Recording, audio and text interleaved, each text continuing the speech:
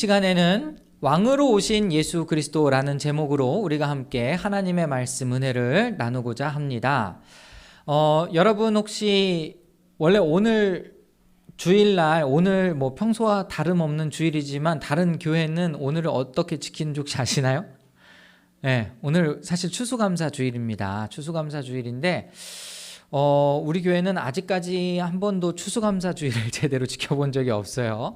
뭐 우리가 시작한 지 2년밖에 안 됐지만 그것도 그렇고 우리가 시작하고 나서 또 바로 코로나가 시작됐고 이래서 그것도 물론 이유이기도 합니다만 여러분, 제가 언젠가도 말씀드렸듯이 제가 지금 여러분과 나누고 있는 이 설교 본문의 말씀이 지금 그 성서정과라고 제가 언젠가 말씀드린 적이 있었죠. 교회력에 따른 그러한 일과에 따라서 지금 여러분께 설교를 하고 있는 것입니다. 그래서 교회력에 따르면 사실 오늘이 1년을 마무리하는 주일이에요. 1년을 마무리하는 주일이고 그 마지막 주일을 왕이신 그리스도 주일, 왕으로 오신 그리스도 주일 이렇게 이야기를 합니다. 그래서 오늘은 이 제목도 왕으로 오신 예수 그리스도 이렇게 잡았고요. 본문도 마찬가지로 주님께서 왕이심을 드러내는 본문으로 여러분과 함께 나누려고 합니다. 그 전에 일단 먼저 여러분에게 질문을 던져보고 싶은 것이 있어요. 여러분이 느끼시기에 예수님은 어떤 분입니까? 여러분은 주로 예수님을 어떤 분으로 고백을 하십니까? 예를 들면 이런 거죠. 예수님은 나의 구세주이십니다. 이렇게 이야기를 하면 뭡니까? 죄에서부터 우리를 구원하신 분, 이렇게 지금 표현을 하는 거죠. 그리고 또 여러분 뭐라고 이야기할 수 있을까요? 예수님은 나의 목자, 참 목자, 이렇게 이야기를 한다면 주님이 정말 나의 목자가 되시고 나는 주님의 양입니다. 이렇게 고백하는 게 될 수 있겠죠. 또 어떤 고백이 있을까요? 주님은 나의 친구, 이렇게도 또 묘사하지 않습니까? 찬송가 가사도 있지만은 참 여러 가지 예수님을 다양하게 묘사하는 그런 표현들이 많이 있어요. 여러분은 또 우리가 가장 흔하게는 주님, 예수님을 우리가 주님 이렇게 이야기하지 않습니까? 주님이라는 뜻 안에는 나의 주인님 이렇게도 표현을 할 수가 있고요. 그죠? 나를 이끄시는 분, 나를 다스리시는 분, 통치하시는 분, 이렇게 해서 우리가 주님 이렇게 이야기하고, 오늘 본문처럼 왕이신 예수님 이렇게 묘사를 하기도 합니다. 그렇죠? 뭐 다 비슷비슷해요. 뭐 하나 뗄 수가 없습니다. 그런데 과연 한국교회에서, 적어도 우리 한국교회에서 우리 예수님을 뭘로 가장 많이 묘사를 한다라고 여러분은 생각하십니까? 여러분은 예수님을 뭘로, 어떤 표현으로 가장 많이 묘사를 한다고 생각이 드세요? 제가 생각했을 때는 우리 마음속에 구세주 예수 그리스도라는 인식이 가장 강하다라는 생각이 듭니다. 왜 그러느냐? 우리 한국교회에서 다른 사람들에게 복음을 전할 때 어떤 방식으로 복음을 전하는지를 들어보면 잘 알 수가 있어요. 여러분, 처음에 예수님을 영접할 때 그분을 어떤 분으로 소개받았습니까? 일단 당신은 죄인입니다. 이거부터 깔고 들어가죠. 당신이 죄인이라는 거 인정하십니까? 그런데 그 죄는 우리가 스스로 해결할 수가 없죠. 그래서 하나님께서 우리 죄의 문제를 해결해 주시기 위해서 예수님을 이 땅에 보내셨습니다. 예수님을 믿기만 하면 우리의 죄를 다 용서함을 받을 수 있습니다. 여러분은 아마 다 이렇게 복음을 접함을 받았거나 아니면은 주님을 영접할 때 나의 구세주 예수님 이렇게 영접을 하셨을 거예요. 그렇지 않습니까? 자, 제가 지난주에도 설교를 하면서 여러분에게 잠깐 말씀을 드렸는데, 그렇다 보니까 우리의 죄를 용서해 주신 구세주 예수님이 굉장히 강하다 보니까 어떤 문제가 발생했느냐? 나의 죄를 용서해 주십시오라고 주님께 기도했어요. 그래서 주님께서 우리의 믿음을 보시고 용서해 주셨어요. 그 다음엔 용서함을 받은 다음엔 어떻게 되는 거죠? 그 다음에 성도들이 어떻게 살아야 하는지에 대한 제시를 한국교회가 잘 보여주지 못했다. 저는 이런 생각이 듭니다. 뭐 여러분이 인정할 수도 있고 인정하지 않을 수도 있고 또 여러분이 자란 환경에 따라 분명히 다를 수도 있을 거예요.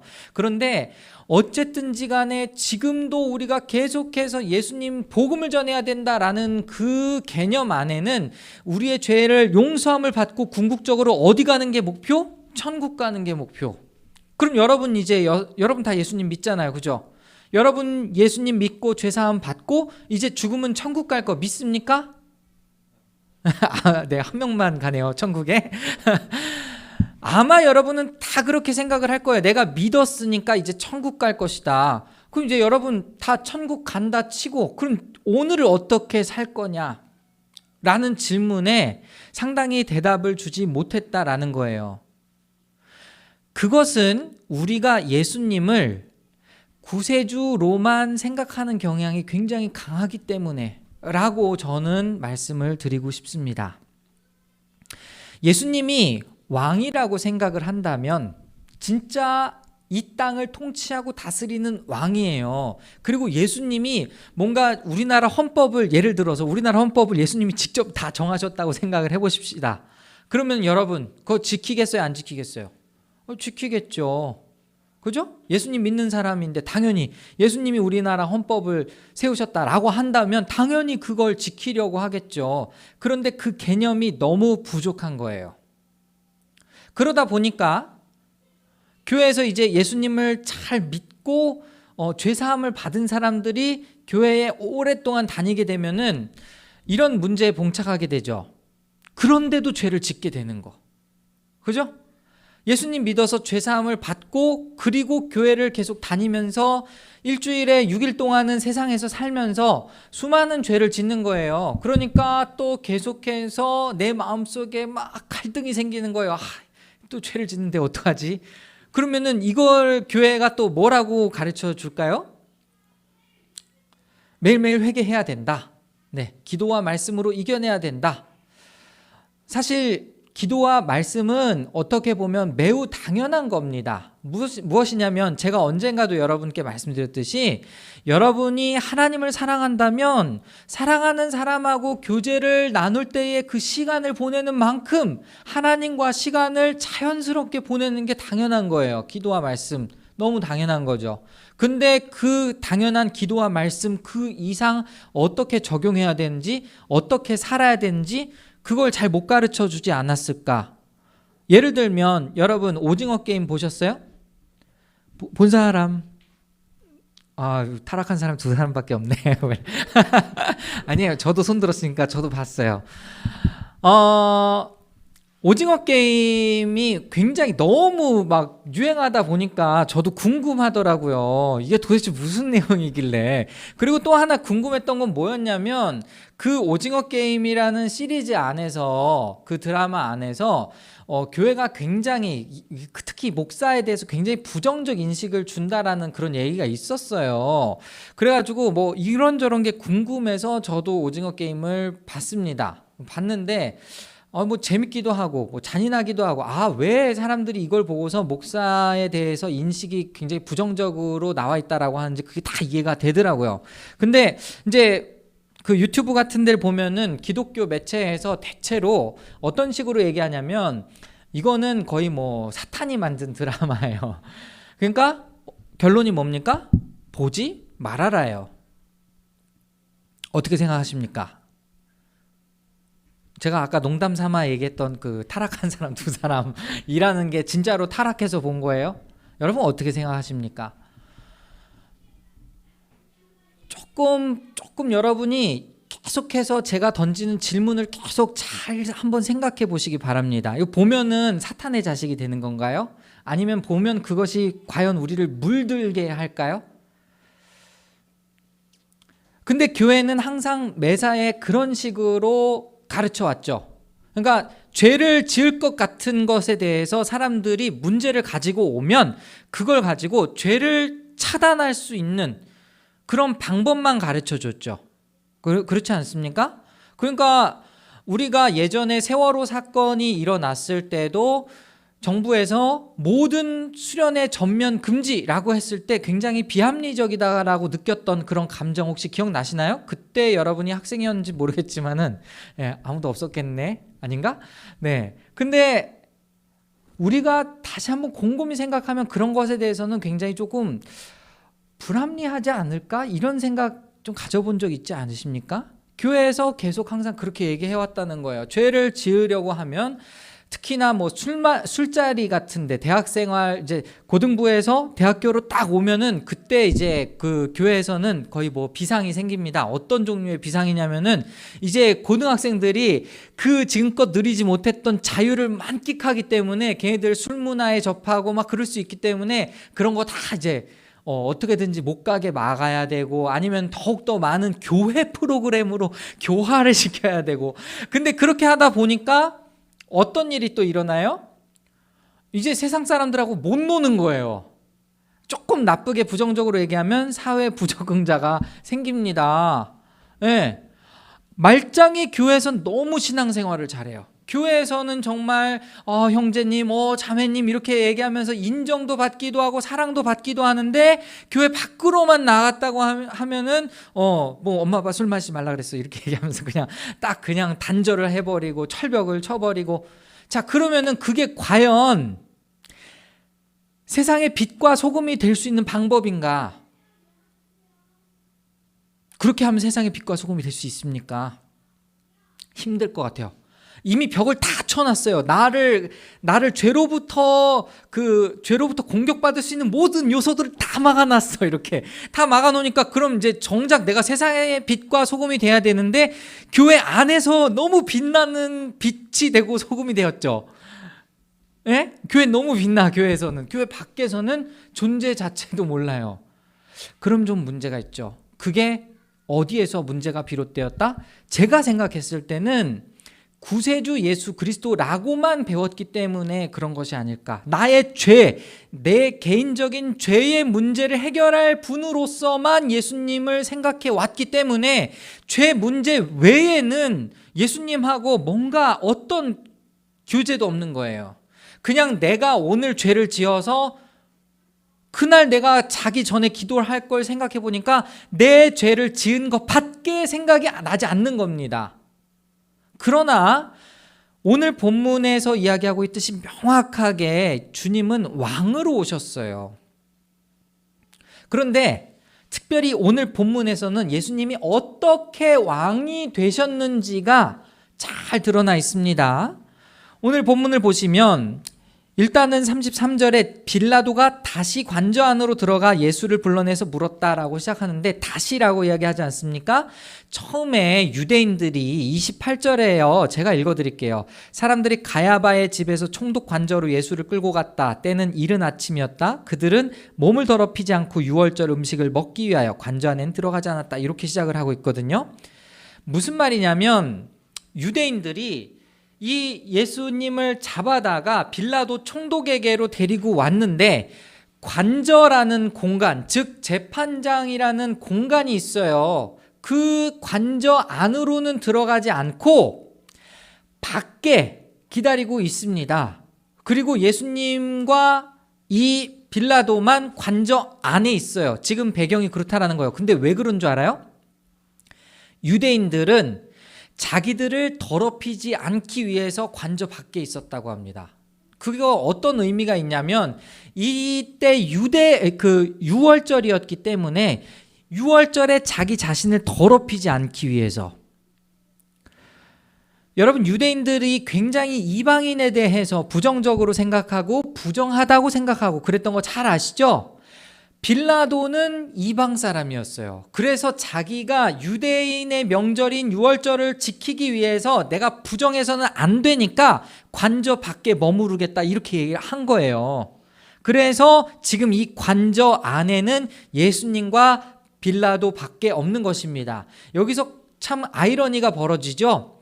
자기네들은 종교적 행위로 깨끗하게 하고자 관저 안으로는 안 들어갔지만은 정작 그 깨끗하게 하시는 분인 예수님을 몰라보고 죄를 짓고 있죠. 그죠? 그리고 여러분은 예수님을 지금 어떻게 해서 이 관저 안으로 끌어들이게 됐습니까? 예수님을 죄인이라고, 범법자라고 그렇게 정죄함으로 요 안으로 끌어들인 거 아닙니까? 정작 그들이 죄를 짓고 있다는 걸 모르고 그렇게 한 것이죠. 굉장한 아이러니부터 시작합니다. 근데 여기에서 이 빌라도가 질문을 던져요. 당신이 유대 사람들의 왕이요? 이 질문을 던졌던 이유는 지금 이 유대인들이 고발한 내용과 관련이 있습니다. 뭐냐면은 일단은 여러분, 유대인들이 사형을 할 수 있는 권한이 있었을까요? 없었을까요? 그땐 로마의 압제를 받고 있었습니다. 로마의 통치를 받고 있었어요. 유대인들이 죄인을 처형할 수 있는 권한이 있었을까요? 없었을까요? 없었죠. 근데 없었기도 하지만 엄밀히 얘기하면 또 있기도 했어요. 왜냐하면 여러분 잘 한번 생각해 보십시오. 성경 속의 내용 중에 가늠하다 붙잡힌 여인 어떻게 해서 죽이려고 했죠? 돌로 쳐서 죽이려고 했죠. 그리고 여러분이 잘 아는 사도행전의 스데반 집사님 어떻게 해서 처형을 당했죠? 돌로 쳐서 죽임을 당했습니다. 그죠? 그러니까 사실 마음만 먹으면 유대인들은 그들 스스로 신성 모독죄라고 하면서 예수님을 돌로 쳐서 죽일 수도 있었어요. 그런데 왜 굳이 로마의 이 관저 안으로 예수님을 보냈는가? 예수님이 왕이다라는 그 주장은 로마의 입장에서 봤을 때는 어떤 것이었습니까? 굉장히 반항적인 것이고 혁명적인 것이었죠. 정부에 반대하는, 그죠? 로마 정부에 대항하는 그런 정치범으로 충분히 몰릴 수가 있는 그런 죄목이었다라는 것이죠. 그죠? 그러니까 지금 유대인들은 자기들 스스로 지금 돌을 던져서 죽일 수 있었음에도 불구하고 일부러 이 예수님을 정치범으로 몰기 위해 이 사람이 자기를 덜어 유대인의 왕이라고 주장합니다. 이렇게 하고 넘긴 거예요. 그래서 그것을 확인하고자 빌라도가 물어본 겁니다. 당신이 유대 사람들의 왕이냐? 그때 예수님이 말씀하시죠. 당신이 하는 그 말은 당신의 생각에서 나온 말이요. 그렇지 않으면 나에 관하여 다른 사람들이 말하여 준 것이요. 뭐 알쏭달쏭한 질문이긴 하지만 이 질문 속에서 예수님께서는 사실 이 빌라도의 마음을 물어보는 겁니다. 왕이라고 생각하는지 아니라고 생각하는지. 그때 빌라도가 대답을 하죠. 35절, 내가 유대 사람이란 말이요? 그러니까 지금 이 로마의 자신의 신분이 로마 사람이에요. 유대인이 아니에요. 그렇기 때문에 지금 내가 뭘 안단 말이냐? 이런 식으로 얘기하면서 당신의 동족과 대제사장들이 당신을 나에게 넘겨주었소. 당신은 무슨 일을 하였소? 하고 다시 질문을 던집니다. 이때 36절 우리 같이 한번 큰 목소리로 읽어보실까요? 시작. 예수께서 대답하셨다. 내 나라는 이 세상에 속한 것이 아니요 나의 나라가 세상에 속한 것이라면 나의 부하들이 싸워서 나를 유대 사람들의 손에 넘어가지 않게 하였을 것이요 그러나 사실로 내 나라는 이 세상에 속한 것이 아니요. 자, 이 말씀도 우리가 한번 생각을 해봅시다. 지금 예수님은 자기가 왕이라고 이야기를 하고 있는 거예요? 아니라고 이야기하고 있는 거예요? 왕은 왕인데 내 나라는 다른 곳에 속해 있다. 이렇게 얘기하고 있죠. 그러면서 자기에게는 누구도 있다라는 걸 넌지시 얘기하고 있어요. 나의 부하들이 있다라는 것을 넌지시 이야기를 하고 있습니다. 그죠? 근데 그 부하들이 지금 잠잠히 있어요. 어딘가에 있기는 있는데 지금 막 그 예수님이 잡힌 것에 대해서 뭐라고 이렇게 막 반기를 들거나 혁명적으로 싸우지를 않아요. 그래서 빌라도가 예수님께 다시 되묻죠. 그러면 당신은 왕이요. 이것은 개역개정 성경에서는 그러면 네가 왕이 아니냐 이렇게 지금 번역이 됐는데 사실 이 세번역 성경이 조금 더 정확합니다. 그럼 네가 왕이 아니냐라는 것은 너 왕이 아니라는 소리야? 이렇게 물어보는 것처럼 들리는데, 실제로 빌라도가 물어본 질문은 그럼 네가 진짜 왕이란 말이야? 이렇게 물어본 거예요. 근데 그 질문은 약간의 조롱이 섞인 대답이죠. 무엇이냐면, 아니 네가 왕이라면서, 그런데 지금 이런 처량한 꼴로 내 앞에 서 있는데 너가 그러고도 왕이냐? 약간 좀 이런 조롱 섞인 목소리가 담겨 있어요. 그랬더니 어쨌든 예수님은 이렇게 말씀하시죠. 당신이 말한 대로 나는 왕이요, 나는 진리를 증언하기 위하여 태어났으며 진리를 증언하기 위하여 세상에 왔소. 진리에 속한 사람은 누구나 내가 하는 말을 듣소. 이렇게 이야기하십니다. 자, 우리가 요한복음을 다 살펴볼 수는 없지만 진리가 너희를 자유케 하리라 라는 말씀은 다들 기억하실 겁니다. 그죠? 그리고 예수님이 하셨던 말씀 중에 내가 곧 길이요 진리요 생명이요 하신 말씀도 여러분은 기억을 하실 겁니다. 그럼 만약에 지금 예수님이 하신 말씀이 다 옳다면, 그리고 그것을 종합해 본다면 37절의 이 말씀은 진리를 증언하기 위하여 태어났다라는 것은 자기 자신을 증거하기 위해 태어났다라는 말과 똑같습니다. 그렇죠? 자기 자신의 무엇을? 하나님의 아들 된 것과 왕인 것을 증언하기 위해 태어났다라는 말이 되고요. 진리를 증언하기 위해 또 세상에 왔다. 자신이 이 땅에 온 목적을 다시 한번 이야기를 해줍니다. 그리고 마지막으로 진리에 속한 사람은 누구나 내가 하는 말을 듣소. 예수님 안에 있는 사람은 이 말을 다 알아듣는다라고 지금 이야기를 하고 계십니다. 자, 그럼 여러분, 예수님은 결국에 자기 자신이 왕이라는 걸 인정하셨고, 그리고 나중에 보면 아시겠지만 빌라도는 예수님을 십자가에 못 박으면서까지 그 위에 패로 뭐라고 썼습니까? 유대인의 왕이라고 썼거든요. 네, 결국에는 왕의 즉위식이 어디에서 이루어졌냐? 십자가에서 이루어졌다라는 거예요.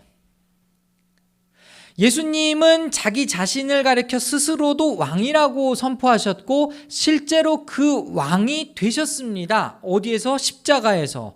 우리는 알 수 없는 방법이지만 왜 예수님이 그렇게 하셨을까?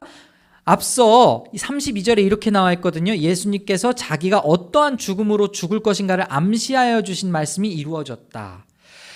성경에서 이른 대로 그 말씀이 성취되도록 하기 위해서 예수님이 십자가에 못 박히셨다라는 거예요. 여러분, 이것은 굉장히 중요합니다. 왜요? 왕이 되신 방법이 무엇냐라고 물어봤을 때 예수님은 지금 이 짧은 장면을 통해서 내가 왕인 것은 맞지만 내 마음대로 내 뜻대로 하는 것이 아니라 성경의 말씀대로 이루어서 그렇게 함으로써 내가 참 왕인 것을 증명해 보이겠다, 이렇게 하신 거거든요. 이해가 가십니까? 그렇게 하고 난 다음에 예수님이 정말 부활하셨죠? 그리고 승천하셨죠? 그리고 예수님께서 우리에게 명령을 하셨죠? 뭐 세상에 나아가서 복음을 전하여라. 내가 가르친 것을 그대로 지키라. 이렇게 명령하셨죠? 여러분 기억하시죠?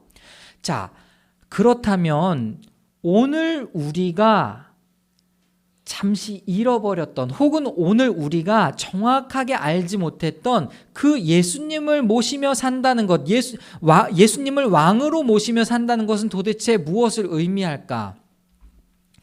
저는 예수님이 이 땅에서 십자가에 못 박히시도록 순종하신 그것이 곧 왕이 되신 길이기 때문에 우리도 그 왕을 따라가야 함이 마땅하다, 이렇게 말씀드리고 싶습니다.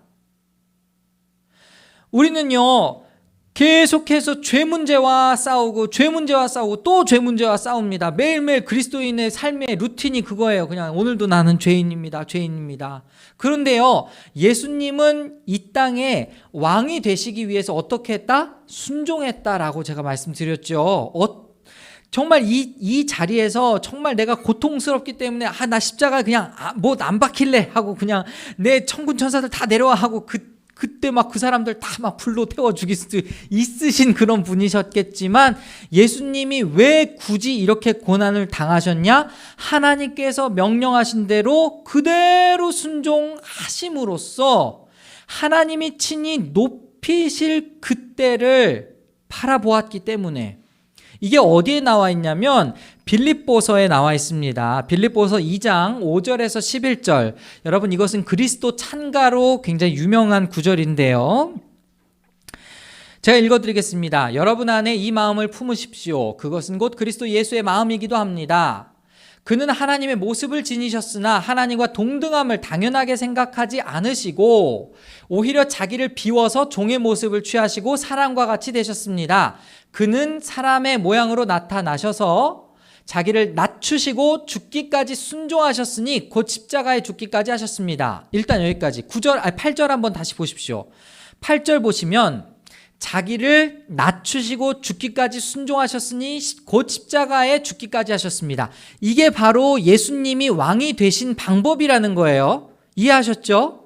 네, 내가 왕이라고 빌라도 앞에 이야기하셨고 내 부하들이 있다라고도 이야기했고 내 땅이 어딘가에 있다, 내 나라는 이곳이 아닌 어딘가에 있다라고도 말씀하셨지만 결국에는 순종하셨어요. 그 결과로 이제 9절부터 보실까요?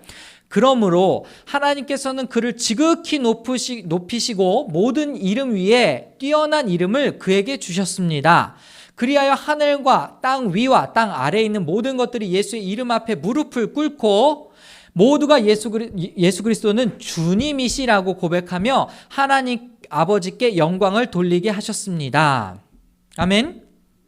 자, 결국에 하나님이 그 예수 그리스도를 높이셔서 정말 왕이 됨이 드러나게 하셨다라는 거예요. 이제 우리가 믿는 그 예수님은 왕이시다라는 거 여러분 확실히 아실 겁니다. 그죠? 그럼 이제 예수님이 어떻게 왕으로 등극하셨다고? 라고 물으면 어떻게 해서 됐다고요? 순종하심으로 됐다고. 이제 여러분 이해 가시죠? 그럼 우리는 어떻게 살아야겠다고? 이제 여기에서 아까 제가 해결하지 못했던 죄 문제뿐만이 아니라 어떻게 살아야지라는 그 문제의 해결이 바로 여기에 있다라는 거예요. 예수님을 단순히 나의 구세주로 생각하는 것, 그 차원을 뛰어넘어서 그분이 나의 왕이시라는 것, 그분이 나의 왕으로 지금 통치하고 계시다라는 것을 내가 믿는다면 그분이 일단 어떤 길을 걸어가셨는지를 알아야죠.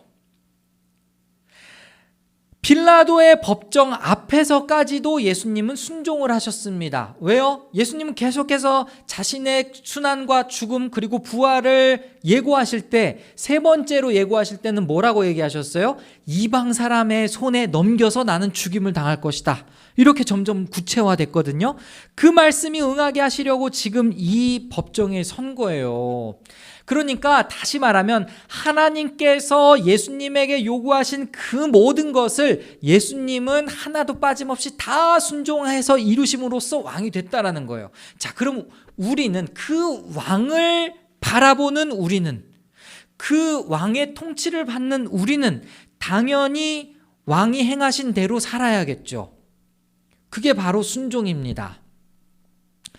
이것은 약간의 또 고민이 필요한 부분이에요. 뭐냐면은 알겠습니다. 순종할게요. 그럼 어떻게 살아야 되죠? 이제 이 질문을 다시 던진다면 여러분, 우리 앞에는 수많은 선택들이 있죠. 그렇지 않습니까? 내가 직장에 다닐 때에도 내가 옆 사람이 힘들어하는데 도와줘야 될지 말아야 될지를 선택하는 기로에 놓일 때가 있고, 그리고 내가 뭔가 승진을 앞두고 있는데 뭔가 정직한 방법으로 하는 방법, 약간은 좀 부정직하지만 빨리 오를 수 있는 방법, 뭐 이런 것들이 있을 때 내가 뭘 선택해야 되는 그 수많은 과제들이 있죠. 이 선택이라는 단어를 이제 순종으로 바꾸는 거예요. 무슨 말인지 아시겠습니까? 성경을 보면 상당히 명확합니다. 내 주변에 어려운 사람이 있으면 어떻게 도와야 하는지. 지극히 작은 사람에게 냉수 한 잔을 주는 것이 곧 하나님의 뜻입니다. 근데 그게 곧 하나님의 통치의 법칙이라는 거예요. 그러면은 도울까 말까 내가 선택하는 게 아니고 도우라 하신 대로 순종하는 것이 그 왕을 모시며 사는 백성다운 모습인 거죠.